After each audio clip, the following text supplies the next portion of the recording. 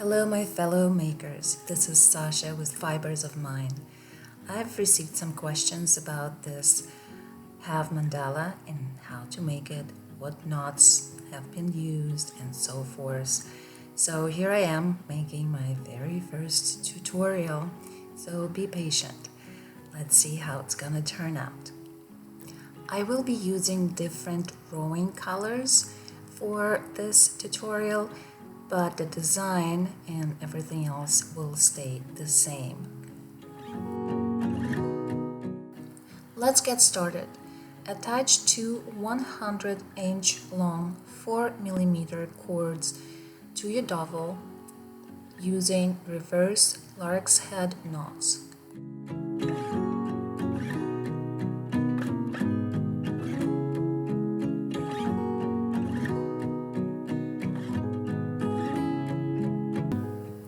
Move your left cord out of the way and using the next cord as the lead, make two double half hitch knots working to your right.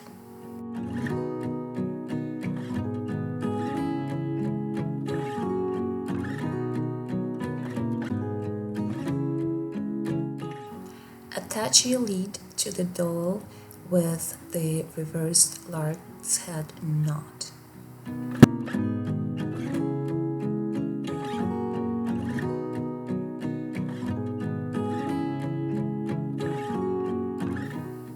Attach another 100-inch long cord folded in half to your dowel to the right of your work so far, and using the left cord from that knot, make double half hitch knots going to your left with the rest of the cords.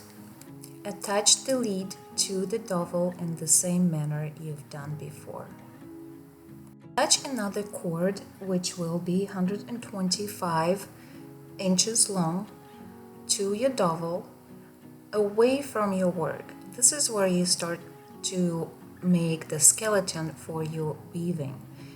Make sure that your inner cord, the right cord, is longer than the left cord because you will use more of it, as you can see. You will need to add some cords in between, and those cords I measured to be approximately 75 inches long. You will add 3 cords throughout this sequence, one at each end closer to the dowel and one in the middle. The measurements for the cords I give you are approximate. Feel free to add a couple of inches just to be on the safe side.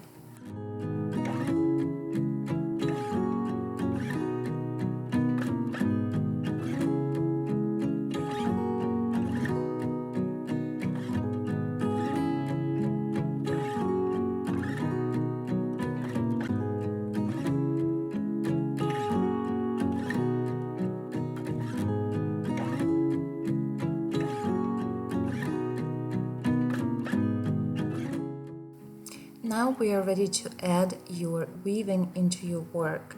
You can use any cord, color cord or ribbon if you want. I am using wool rowing from Neuromas Studios. I am using the sumac stitch technique, which is a basic stitch for weaving. If you're familiar, you're going over 2 spokes behind and around 1. This will create a beautiful braided effect. This stitch can be done over 3 and behind and under 1, or over 4.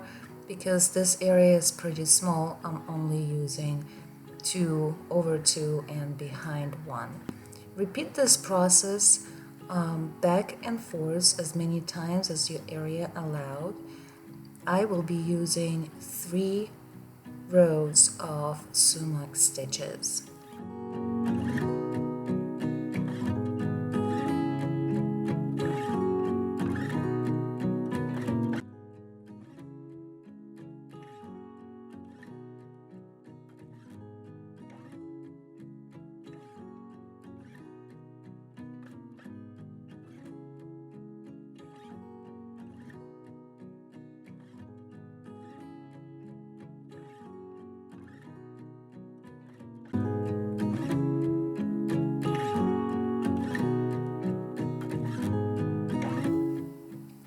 On this third row, the area is becoming pretty tight, and you will see I will have some difficulties putting the rowing through. And here you can be creative. You can either use the tapestry needle, or like me, you can use the crochet hook to help you go through these small areas to pull your rowing back and forth.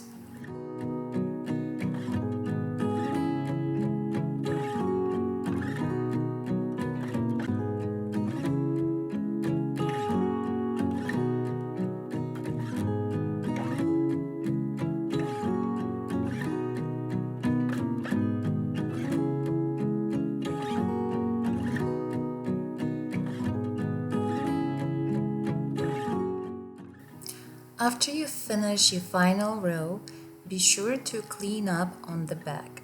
I usually clean up as I go, so I don't have to deal with this later, and the ends and little tails will not get in the way.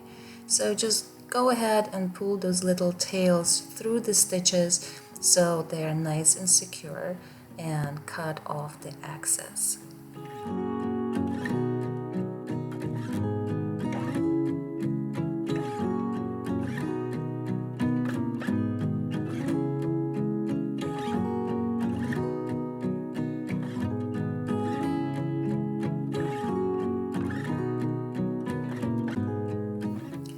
Alright, so you're ready to create another area for your weaving. This time you can create it a little bit larger or the same, it's up to you. Create the row of double half hitch knots as you've done before, adding some cords. The cord size is the same, I use 75 inches long. I added 3 cords throughout the this row of double half hitch knots.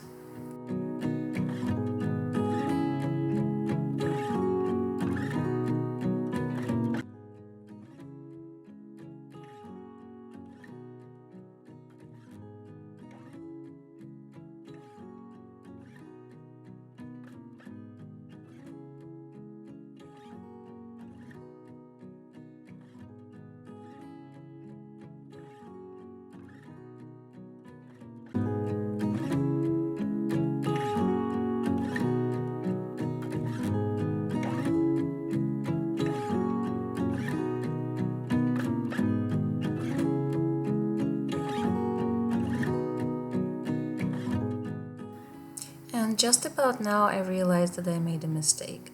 I tied the lark's head knot instead of reversed lark's head knot. And a good thing that I noticed that at this point, because otherwise if I continued my work I wouldn't be able to fix it. So watch out, it's easy to miss and easy mistake to make. From here, go ahead and fill in your skeleton with whatever weaving you want, color or technique, and we will continue on the next round.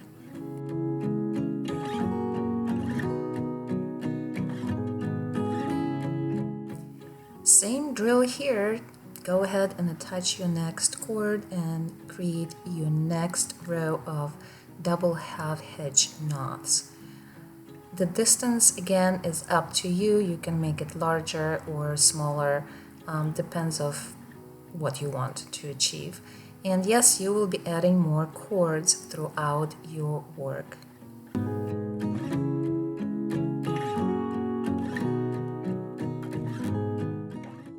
Here I added 5 extra cords. Continue with your weaving and fill in that area.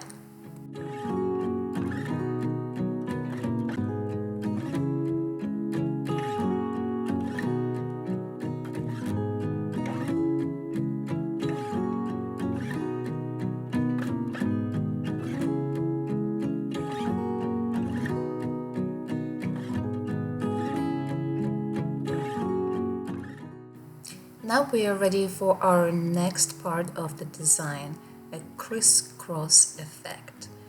You will be using double half hitch knots. nothing special.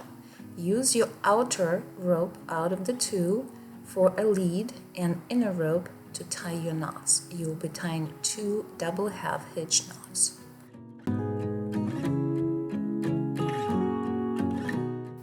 With the next 2 ropes, use the outer one for the lead and inner one to tie the knots. You again will be making 2 double half hitch knots.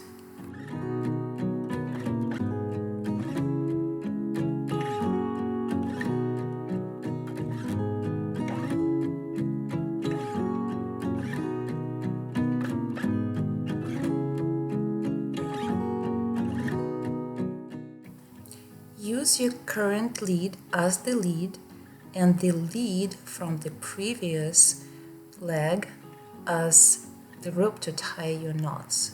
Make 1 double half hitch knot and then move on to your other rope to make another 1.5.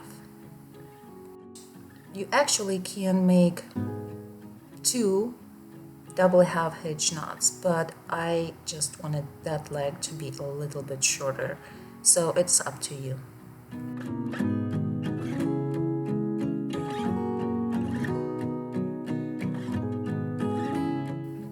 Continue in the same manner. Use the lead from the previous leg, from the first leg, and the other rope from the second leg to tie 1.5 double half hitch knots.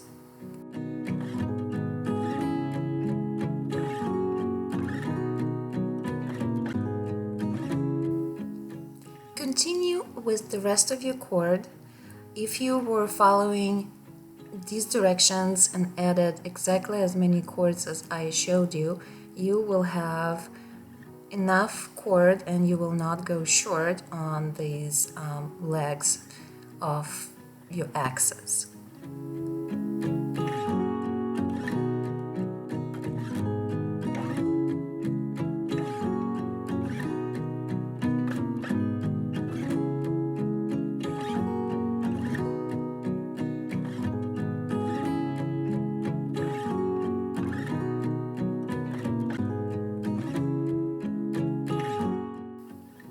Now that you are done with your axes, you will have to add another row of double half hitch knots, and you will be adding some more rope as well. So make sure that you measure from the middle and your ends that hanging on each side are even or the same, and you have the length of rope to go in for the lead.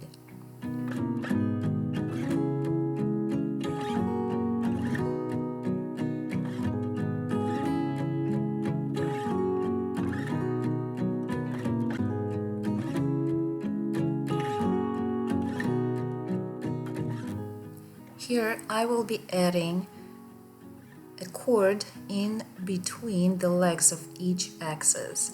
I used 60-inch cord for this time, but where the axes meet, you don't need to add any cord.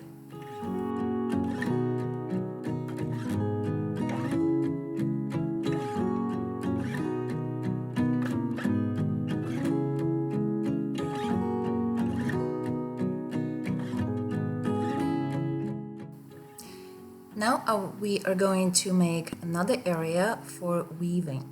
So add another 100-inch long cord.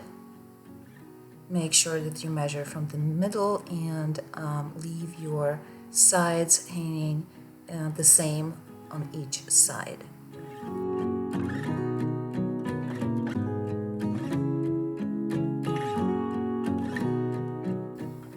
Here as well you will need to add some cord, even though not as many this time. I added 5 more cords of 52-inch long whenever I felt it was needed.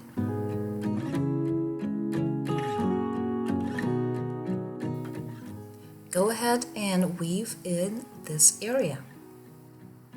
Now we are ready for the next step, making triangular shapes with 6 chords. So make sure that you have 6 chords throughout your circle or semicircle, and if you don't, well, you will have to be creative and add some to make sure that you have 6 clusters or 6 ropes in a cluster. Go ahead and create a square knot with your 4 inner ropes. With the outer rope as the lead, create 2 double half hitch knots with your ropes that you used for your square knot. You will repeat the same process with the other outer rope from the other side of your square knot to create a triangle.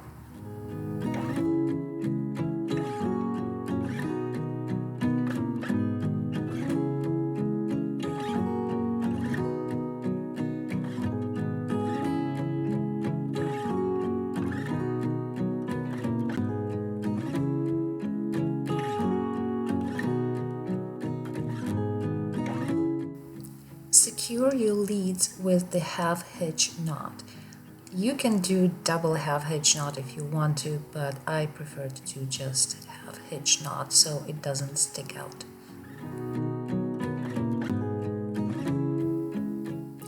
One more time, just in case, and close up. You feel free to skip over this section. I'm just repeating the same design as I've just done.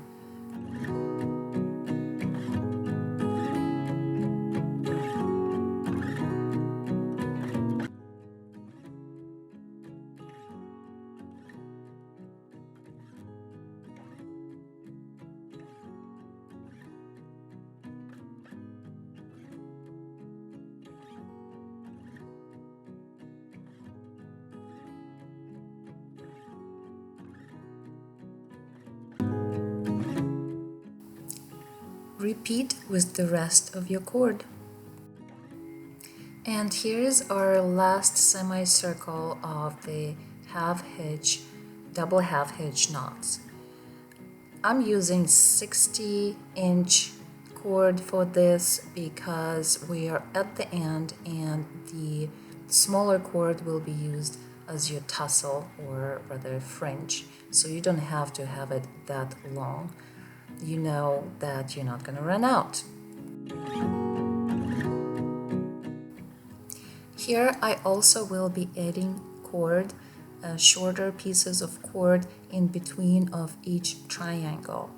And because I have a lot of cord left that is pretty long and I don't need it to be, I can cut off some of that cord to use as the filler cords.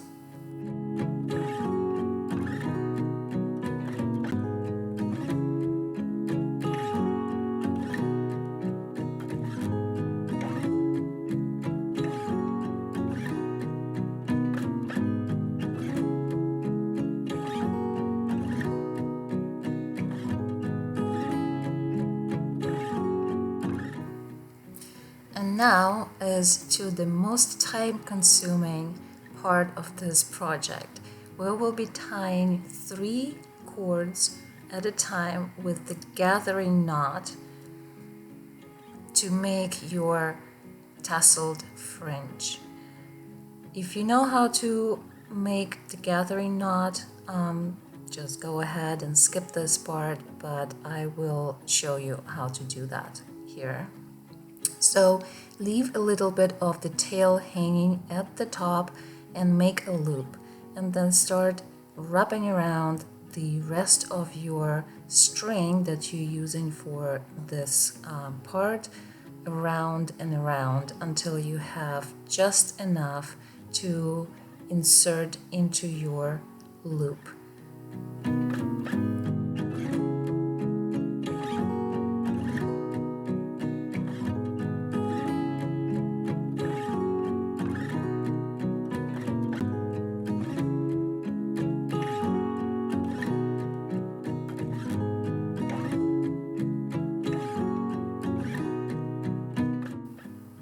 After inserting the tail into the loop, go ahead and pull the top string, the top tail, and pull that knot that is created through, so it's in the middle of your wrapping. I also tie a knot to secure it, and if you noticed, I am working on the back of my project, so those little knots that created are not visible from the front.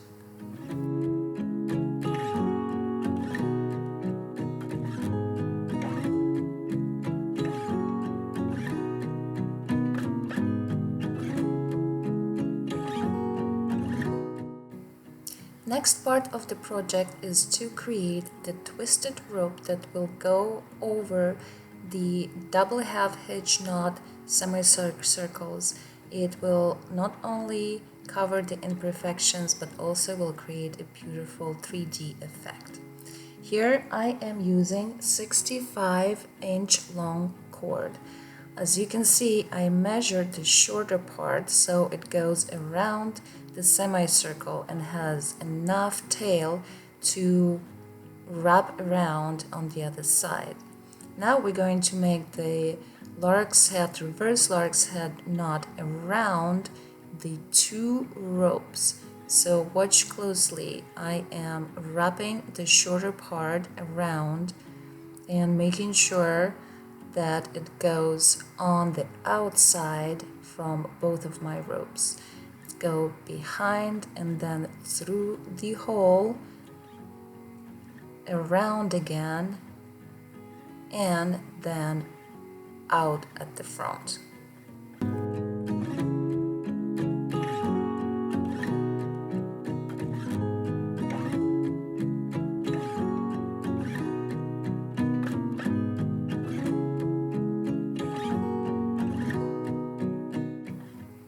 And I will show you how it will look from the back of the project. You see, it created a lark's head knot. From here, take your smaller, shorter rope and use it as the lead. And with the longer rope, keep tying the half hitch knots.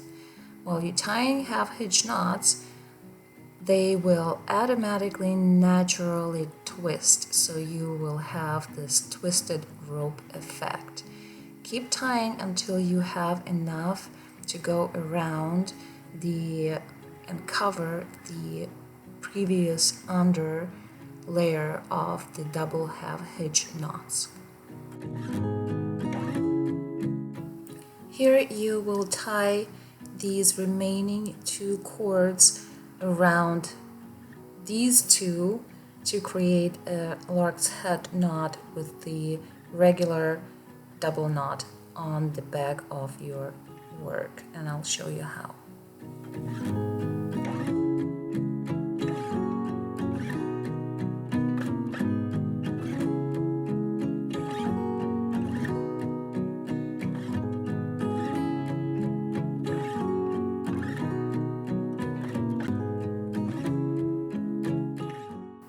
Turn your work around and just tie regular knot or two to secure these pieces. You'll continue with the rest of your semicircles of the double half hitch knots, creating the twisted ropes. The next one will be the length of 95 inches, the next 140, the one after that 185, and then 230, 282, and that will be it.